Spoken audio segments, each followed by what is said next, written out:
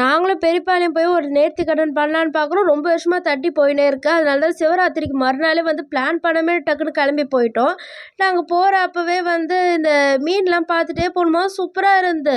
இது வந்து சிவராத்திரிக்கு மறுநாள் எடுத்த வீடியோ. ஆனா வந்து அங்க தண்ணி மாத்தி குடிச்சேன்னா, நல்லா கோல்டு பிடிச்சிச்சு. உடம்பே சுத்தமா முடியல. இன்னைக்கு தான் கொஞ்சம் ஓரளவுக்கு தேறி உக்காந்தேனா, அதனால தான் இன்னைக்கே வந்து வாய்ஸ் ஓவர் குடுத்து போஸ்ட் பண்ற மாரி ஆயிடுச்சு. அதுக்கப்புறம் ஃபர்ஸ்ட்டு உள்ள போயிட்டு இந்த நேர்த்தி கடன்லாம் பண்ட்டு வரும்போது கரெக்ட்டா கூழ் ஊத்திட்டு இருந்தாங்க. எங்களுக்காகவே ஊத்துன மாரி இருந்து. போம்போதெல்லாம் கொஞ்சமாச்சும் கூழ் எங்களுக்கு கிடைச்சிடுது. நேர்த்தி கடன்லாம் முடிச்சுட்டு, கூழ் குடிச்சிட்டு, அதுக்கப்புறமா வந்து பொங்கல் குடுத்தாங்களா, அதையும் சாப்பிட்டு தரிசனம் பண்ணிட்டு வெளிய வரும்போது மஞ்சள், குங்குமம், பூவு, அதுக்கப்புறமா வந்து பிரசாதமா ராகி லட்டும் குடுத்துருந்தாங்க. செம்மையா இருந்து டேஸ்ட்டு. அதுக்கப்புறமா வந்து அன்னதானம் சாப்பிட்றதுக்கு போனோமா, எப்பவுமே வந்தா அன்னதானம் மிஸ் பண்றதில்ல. ஃபர்ஸ்ட்டு போய் சாப்பிட்டுறது. அவங்க குடுத்த ஃபர்ஸ்ட்டு சாப்பாடே எனக்கு போதுமானதா இருந்து. அதையும் 3ஆ பிரிச்சுக்கிட்டு சாம்பார், ரசம், மோருன்ட்டு சாப்பிட்டுட்டு, இந்த வடை, பாயாசம், அதுக்கப்புறம் அப்பளம்ன்ட்டு இந்த கல்யாண வீட்டு விருந்து மாரி வச்சிருந்தாங்க. சூப்பரா இருந்த டேஸ்ட்லாம் அவ்வளோ நல்லா இருந்து.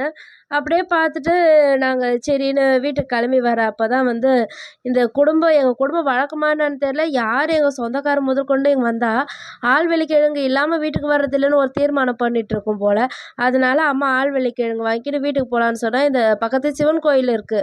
இத்தனை வருஷமா போயிட்டும் ஒரு வாட்டி கூட அந்த கோயில் பார்த்ததில்ல. இன்னைக்கு நான் பார்த்தே ஆவணும் வாம்மா அப்படின்ட்டு, இந்த அன்னபூர்ணாம்பிகை, ஜெகதீஸ்வரர் கோயிலுக்கு தான் பக்கத்துலயே போயிருந்தோம்.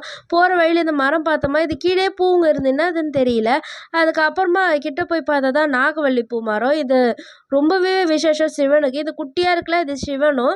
மேல இருக்கு பாருங்க, அந்த பூ வந்து நாகம்னு சொல்லுவாங்க. அது அவ்வளோ விசேஷம் சிவனுக்கு. ஆனா வந்து வீட்ல வைக்கக்கூடாது, இந்த செடிய. அதுக்கப்புறம் உள்ள போய் பார்த்தா, இந்த சிவராத்திரிக்குலாம் செம்மையா செஞ்சிருந்தாங்க. என்ன ஒண்ணு நம்மளால தான் பார்க்க முடியாம போயிடுச்சு. அந்த ஒரு வருத்தம் தான்.